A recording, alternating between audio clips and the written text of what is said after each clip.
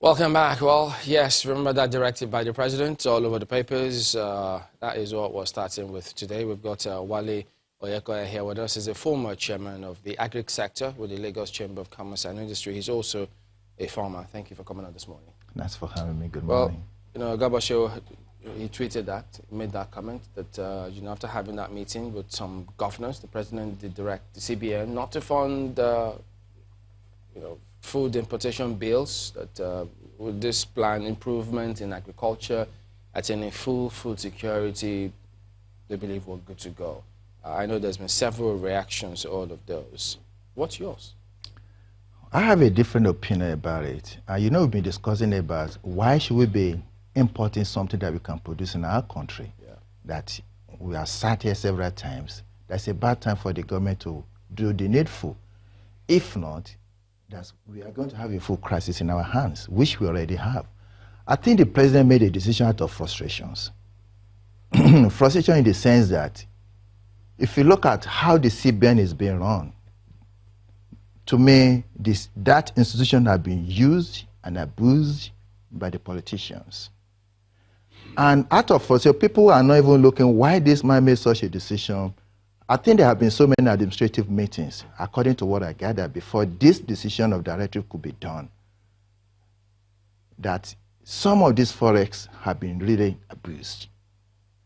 That most of this, and if you look at the foreign reserve we have today, 95% of it have been generated through the oil. We're supposed to be the other way around. If you look at what happened in the 60s and the 70s, where agriculture is the mainstay of our economy. And this is the only place that is producing the largest employment to the populace. If you look at what is trending now, I remember one time I stated here, I went to see one farm, a agro-processing. Okay, just before you go to that point, let me just pick up on something you said earlier. When you say the CBN has been used and abused by politicians, sure. Many will always remember the CBN Act of 2007, how they say that body is an independent one. Definitely. So which politician and how are they using and abusing them? If you remember during the election of 2014 or 2015, where $2 billion were just taken for the election. This is part of what I'm talking about. These $2 billion could have been used to buy manufacturing equipment to better my life and your life. This is what I mean, that the institution have been abused and used.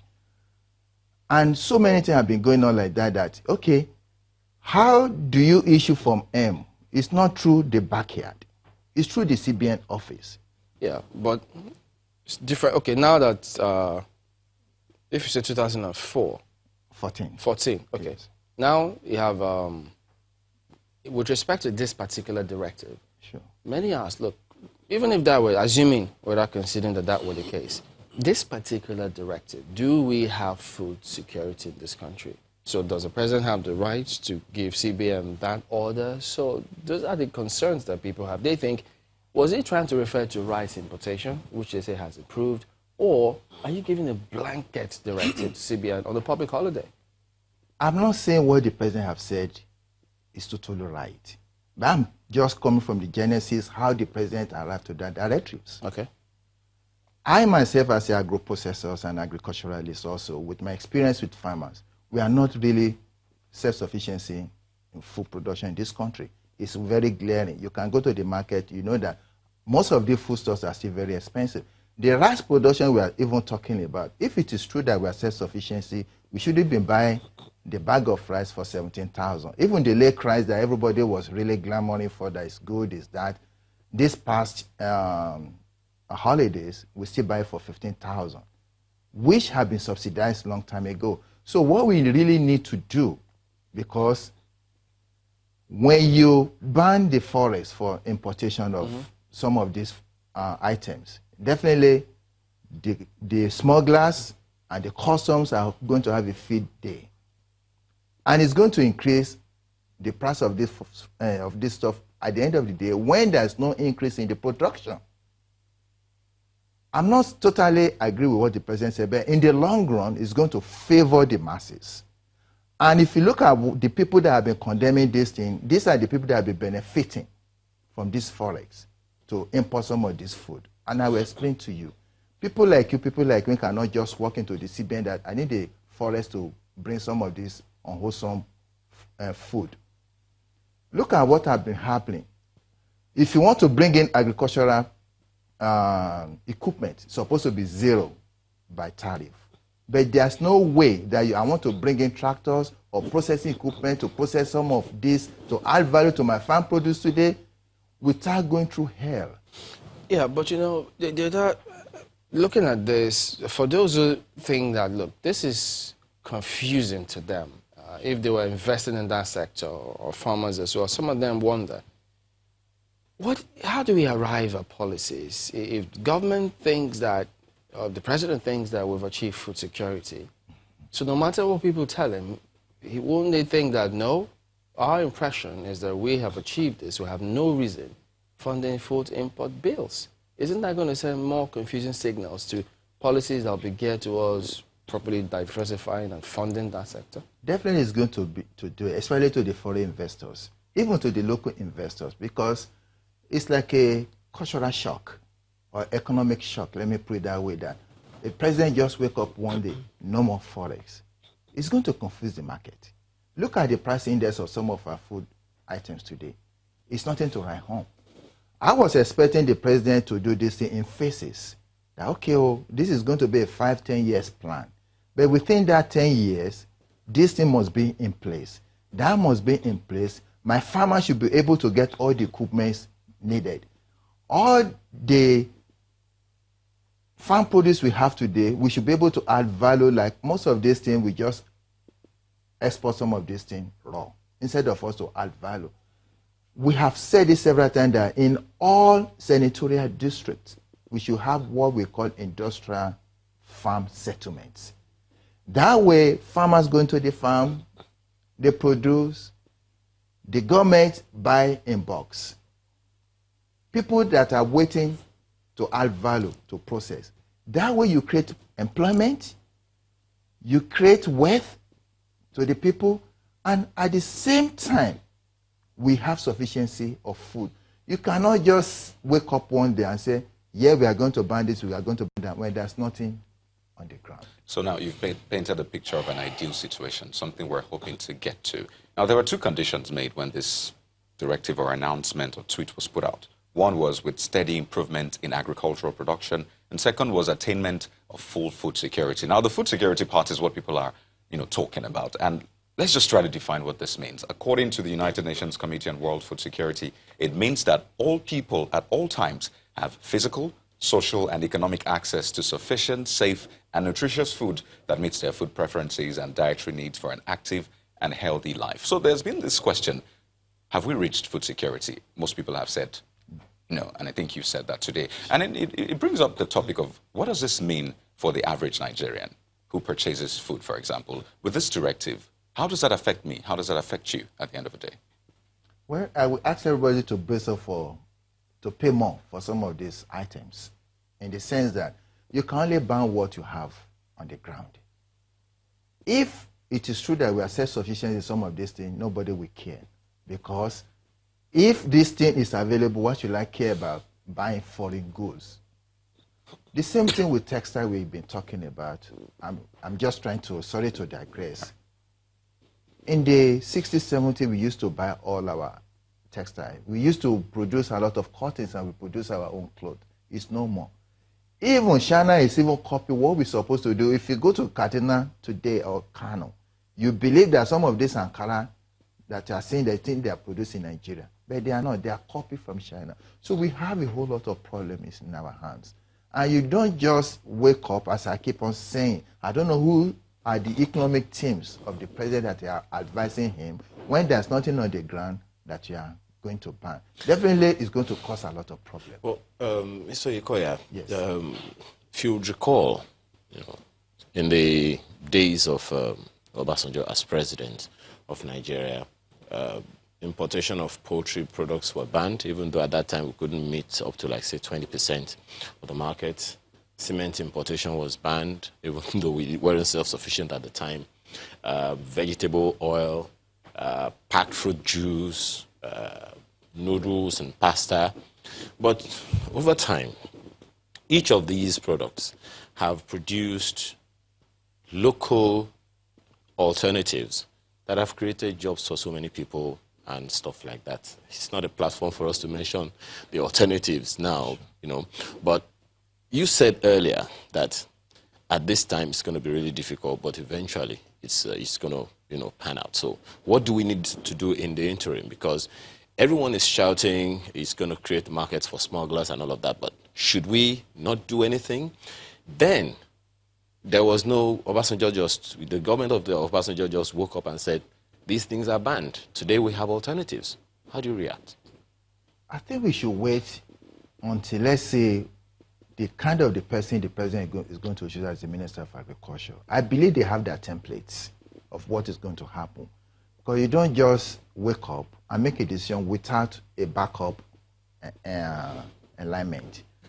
So I believe, yeah, there are supposed to be alternatives of some of these things that were banning in the country. Most of these poultry products were banned. Up to this moment, we're still banned. But we still find most of it in the country through the back door. As I said before, our borders are extremely porous, that most of these food items will end up entering into the country at a very higher cost. So what I'm trying to say here is that I think the president, with his economic team, should be thinking on how we can expand on our production of food items. Look at population, over 200 million. We're not talking about 150, we're not talking about 100 as in the 20 years ago. So we should be thinking outside the box that how can we cater, how can we feed our own citizens before we even think about exporting. I believe, and I truly believe, that the president might meant well for the country. And as I said, he might have made this decision out of frustrations.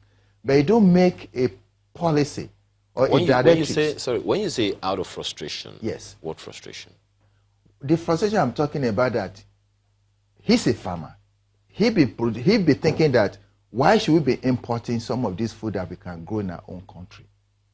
And these forests are being given out through the CBN without even getting any order from the executives.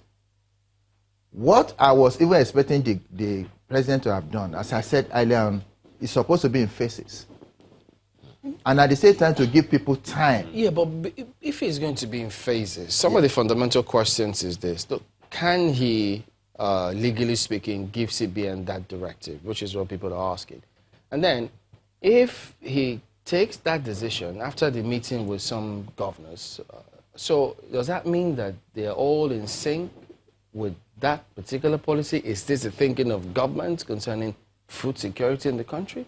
These are some of the fundamentals. To answer that question, it's not Buhari of today that we should be talking about. We should be talking about the institution that is weakened. If our institution is very strong, I don't think any president should just come up one day and give directive to the CBN governor. We should be thinking on how so many things have been so bastardized in this country. So many things are really bad that it's only the people over there will be able to tell you that, listen, this thing have gone beyond repair. We should be thinking on how we can strengthen these institutions, not just a president just coming up one day, just like the Emir of Kano said one time that he said, if I need $20 million today, as being an emir, all what he has to do is to call the people in the CBN. Is that bad? Well, let's find out one from people who have been in the CBN, so maybe they'll give us an understanding of how this works. Makwe? Well, thank you, Chamberlain. We have with us in the studio Dr. Obadiah May-Lafia, who is a former deputy governor at the Central Bank of Nigeria. He's also a former official of the Africa Development Bank Group as the ADB, and is also a development economist. You're welcome to Sunrise Daily this morning. Thank you so much, Maope. This looks like an ambush. Is it? Yes, you didn't tell me I was coming here as a former CBN deputy governor. Well, but that's what you are, isn't that? I am, but, well, you know, I thought I was coming to discuss just as a former presidential candidate? Not necessarily as an economist, as a financial expert. Yeah. But it's okay, because I don't like to be in this position of breathing down the neck of my former colleagues. But Yeah. of course, But of course, we can still discuss full it. disclosure is extremely important No to our problem. viewers. It's true. So That's true. you tell us then, I mean, what's your perspective on this? There's been quite a bit of reaction. Some would say backlash, depends on who you're listening to. You know, some people are talking about the independence of the CBN being at stake, but the CBN says that they're happy with the president's directive and that they're looking to implement this in phases, because it would seem that they had already started in the first place, already pinpointing certain foods which they would not be providing foreign exchange for. Milk has been one of them. I think, well, I'm not sure rice is there, but there have been quite, I think we first of all had 41 items, and then subsequently they now started moving to specific food products. Palm oil has been another. What is your thinking with the president thinking? Because some people might say it's still in the realm of thinking that we're already achieving food sufficiency, and what the CBN is saying vis-a-vis its own independence. Maokwe, I wish there was any thinking here. There's been no thinking whatsoever. It's thoughtless thoughts. You don't run policy on a whim. You run policy based on a technical and scientific understanding of the situation at hand.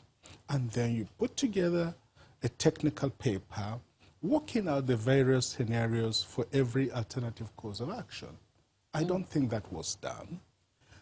Somebody just woke up one morning and issued a diktat to the CBN. And I feel disappointed because we don't have an independent CBN anymore. That there has been a capture of CBN politically. It has no autonomy anymore. It has no independence anymore. It is just an appendage of some people who are using it for whatever purpose that they want. It's like we've gone back to the military days where the military would literally bring trailers to the mint and order printing of fresh mints, load them into these trailers and drive off with them. You can never be more primitive in running an economy.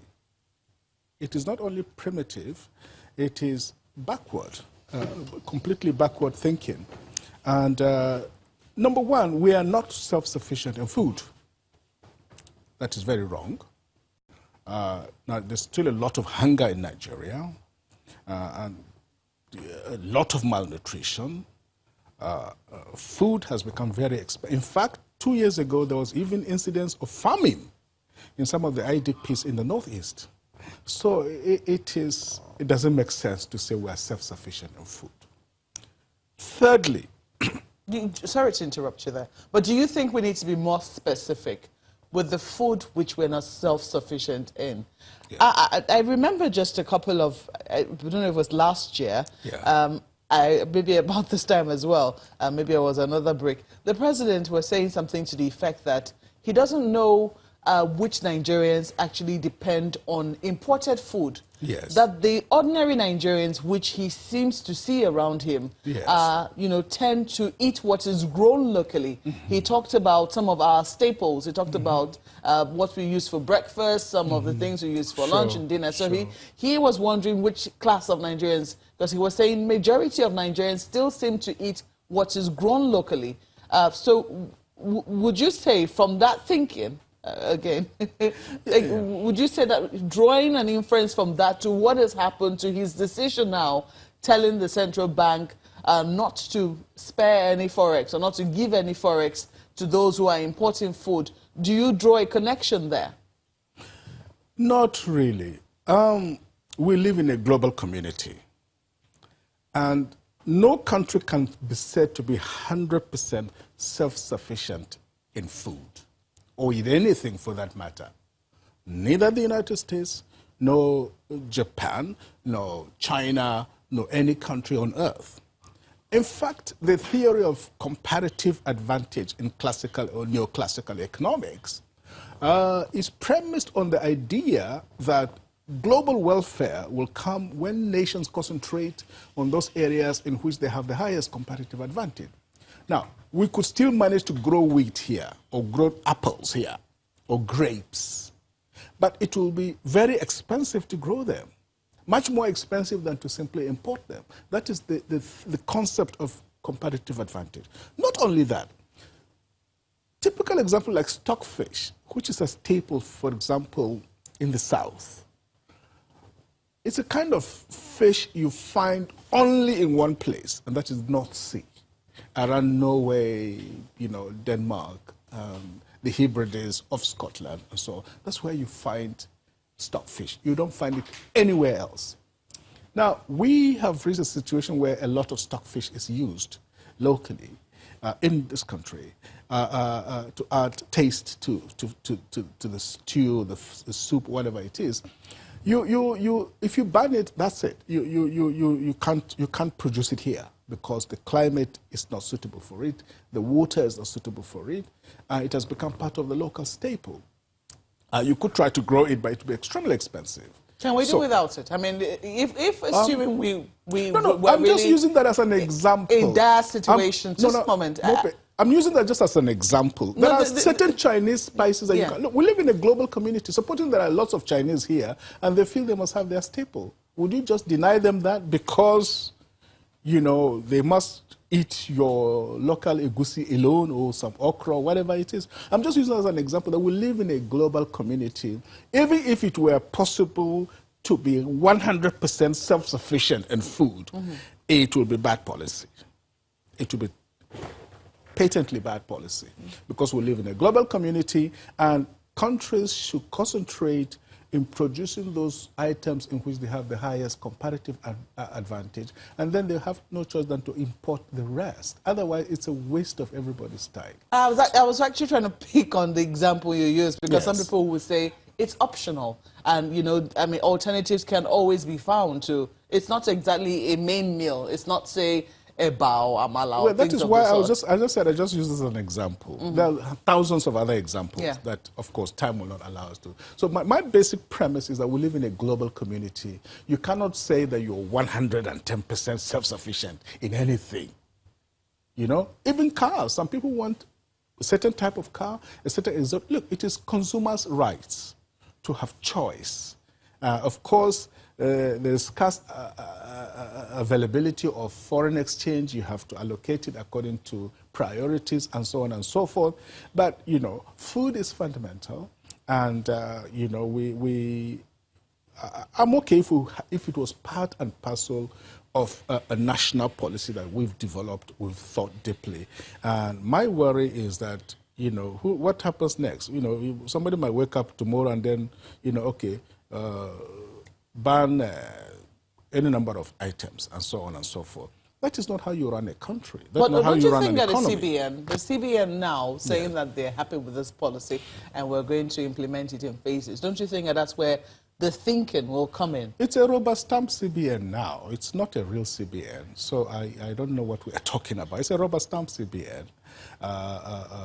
They don't have a mind of their own. They don't even have an intellectual capacity of their own. Right now, as we're talking... Are you being fair to them? Sorry? Are you being fair to the CBN? I'm extremely fair because this is really what is happening on ground. Its autonomy is lost. There's been a political capture, and it has lost a lot of its professionalism. People allegedly can sit at home and be brought letters of employment because they are children of senators and emirs and what have you. How can you run a very high caliber institution in that manner? So I take, this is my personal view, but I think we've lost it. We've lost it big time. We need to go back to the drawing table. We need to respect the autonomy of the CBN. We need to disentangle ourselves from the political capture. I'm afraid I have to interrupt by vested interests. Because we have to take a break at this moment. We'll come back and we will wrap up this discussion in a moment. Please stay with us.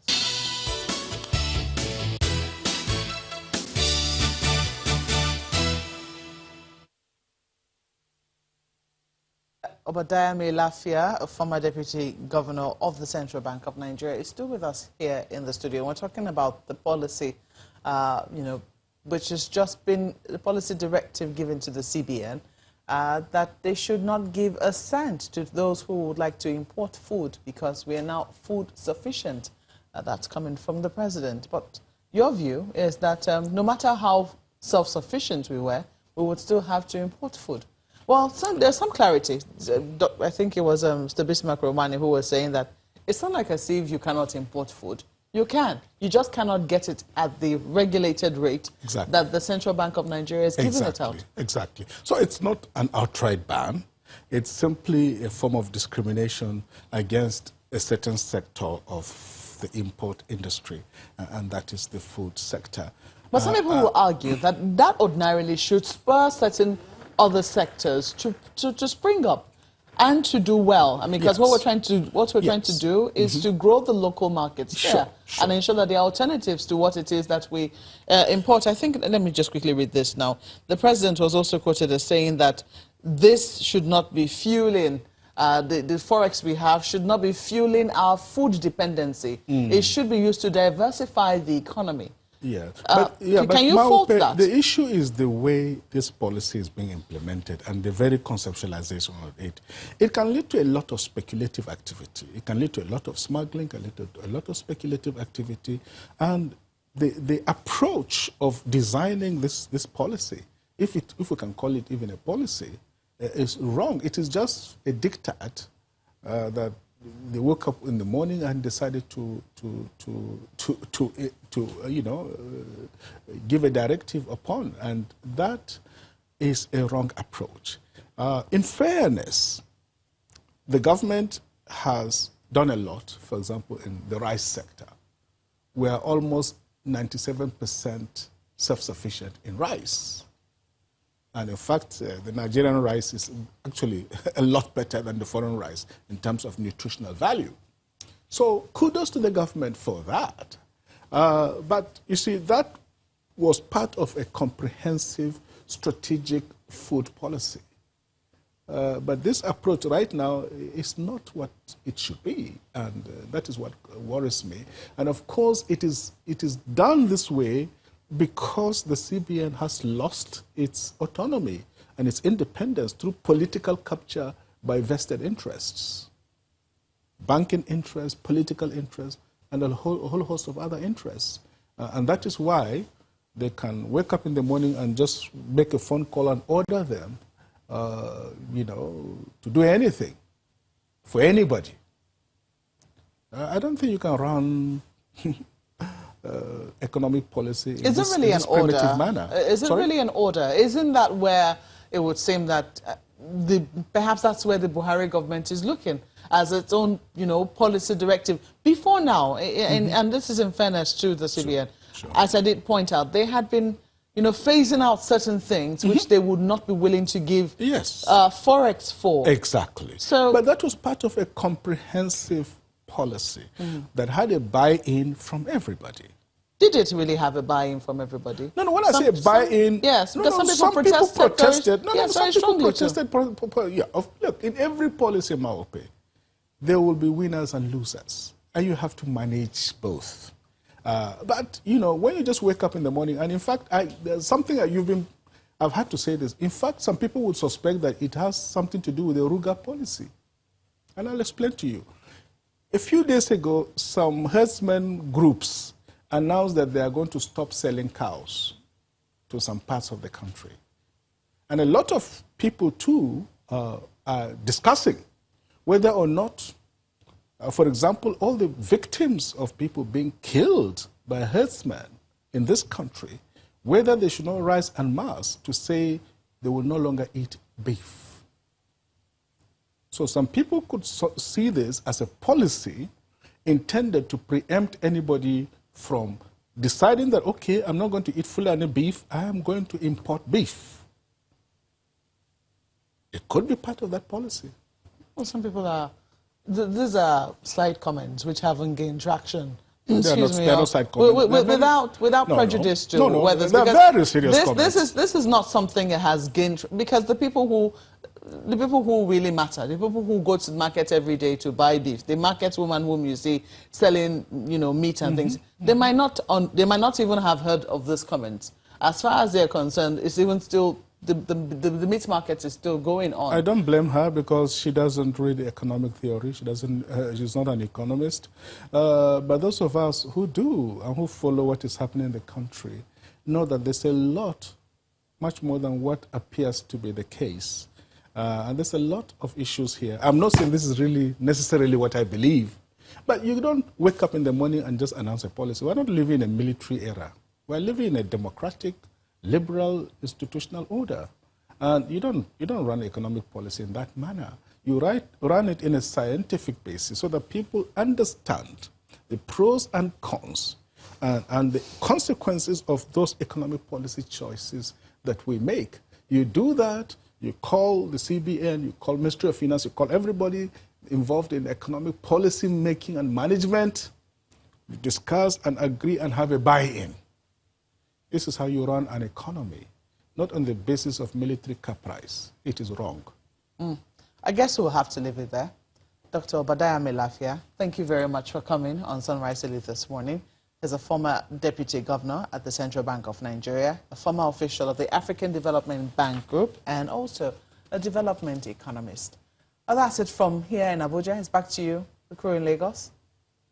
Well, yes, thank you, Mark. But, Mr. Oyekoya, is there any chance farmers, local producers, manufacturers, having seen this policy, and perhaps in light of the CBN's comment that, yeah, we're happy with this, we don't mind implementing it in phases. Any chance that farmers and producers here will be happy with this? To be very honest with you, they will, in the sense that, as I told you before, that most of the manufacturers, they want to buy some of this equipment that they could even have the access through the forex. The policy is already on the ground. The directive already been given to the CBN. So let us all see how it could be worked out. And the only way it could be worked out, if I happen to be the president today, I will summon all the state governors. It's already here, blown to our face. Let every state go and develop all the comparative advantage of produce they have in their states. And you see what will happen. Production is very important. Agriculture is not like any other sector like oil and gas. It takes time. That is why I fought the president that he's supposed to have called the stakeholders meetings. That how is this thing going to be worked out? By calling the Ministry of Agriculture, Finance, Productivity, all kind of stuff. He has not done that. But now the directive is out. What do we do? It's how to see how it could be worked out. Look at most of the Southwest governors. I think they're having a meeting. How those 6 states can work out in terms of agriculture and security. What I was expecting the president to really address is the issue of herdsmen and the farmers' issue. Where a pharmacy go to the farm today and it's not safe, it's being kidnapped. The tweet says, for personal security, we're not doing badly. I wouldn't have subscribed to that because we see, everybody see what is happening, that you cannot even travel freely the way the security is so bad in the country today. When the president might make some statement, I will call it political statements to save his office. But we that are concerned, we the citizens, see, I keep on talking about people's oriented policy, that until we have a government that will take people's oriented policy seriously, we keep on having this problem. For this directive, assuming we're beginning to implement it, and CBN doesn't give a cent to anyone who wants to import any food item into this country, do you agree with those who think that the scenarios that may play out may include, one, those who don't go through CBN for forex, for food importation? Yes, you can go ahead, but you get it through other means. Now, if they get it, bring their products into this country, are they going to get patronage, one? And if they do, doesn't that mean that it's going to be way more expensive? Is it that our local production would ordinarily push them out of the market? To me, it's not just about importing some of these food items. What about the quality of what is coming to the country? We have never been faced with all kinds of disease we have today. That's a different aspect, isn't it? It's part of the food we eat. You don't just get sick through the air alone, through the food and through the water that we drink. Some of these food are being imported to the country without any regulatory bodies, without any regulations. Yes, it's going to be very expensive. By the time you go through the back door, through the black market to buy some of this foreign exchange to bring this thing into the country. But if the government really wanted to do it, is to empower the local content. If we have enough production in the country, trust me, nobody will buy. Don't we have enough? We don't have enough. Let us be honest with ourselves. Mr. Ikoya. Yes. Sorry. Okay. The reason I say we don't have enough, if you have enough, you should be able to have enough in your storage facilities. Do we have storage facilities? No. Do we still have post-harvest loss in some of our produce? 60% got messed up, got mixed in the middle. Why transporting them to the market? Yes. Mr. Ikoya. Yes. Okay, just as you said, the policy, well, the directive has been given and seems the CBN is also embracing it. Back in time, there's something that had happened before. I mean, in the First Republic, you remember, we were no more for agriculture. That's fizzled out along the line, and then I think in the twilight of the Obasanjo government of 77 to 79, he started Operation Feed the Nation, which evolved into Green Revolution. Didn't really see much. So there has been attempt over time. And then I think in the government of Babangida tried to also revamp it, the Directorate for Food, Roads and Rural Infrastructure and all of that. So there have been talk about focusing on agriculture, but we've always had to go back. What do we need to do to ensure that we do not regress?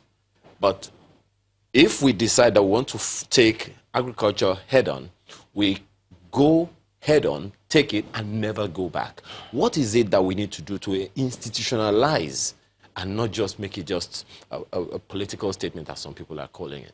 We have always been having beautiful policy in this country. Just like what you say is implementations. Even this directive you are talking about, it might not even last more than 6 months. But that's the problem. What do we need to do? Because some of these policies are not sustainable. They are not people's oriented policy. When you talk of people's oriented policies, this is a policy that is going to affect you and the unborn children. But this is a simultaneous policy, like a fire brigade policy that you must do this, you must do that. It will not last. It's not sustainable. So what do we need to do to sustain it? You don't just bring out what I believe should be done. As I said, is a systematic in the phases. If you look at America, when they plan for 50 years, they plan for 25 years. They don't just plan for 4 years because they want to be in that post for 4 years. Most of the policy we have today, most of the leaders we have today, they only plan for the short period of time they'll be there. Look at most of our roads. If you look at most of our roads, to me, it's cosmetics. It's not being done for 15, 20 years because they believe that they will not make money out of it. Back to your question. If you want it to be very sustainable, you will get the stakeholders meeting. You will have a policy that is going to last. Not just a short policy that when you leave the office, another person will come and roll it out. Go through the National Assembly to seal it as a law. Not issuing foreign exchange does not mean that there won't be no small glass day. You understand what I'm saying? But if it is backed up by law, to me, there should be a total ban for any food that can be produced in this country. If not, we'll be exporting some of the jobs of our youth to other countries. We will take all our produce out raw or in crude, just like our oil, and then it will be refined and be reproduced and come and be sold to us in a very high price. Who is losing? It's we, the country, that is losing. All right, well, Uncle, at that point, Mr. Wale Oyekoya is a former chairman, agric sector with the Lagos Chamber of Commerce and Industry. He's also a farmer. Thank you for coming on today.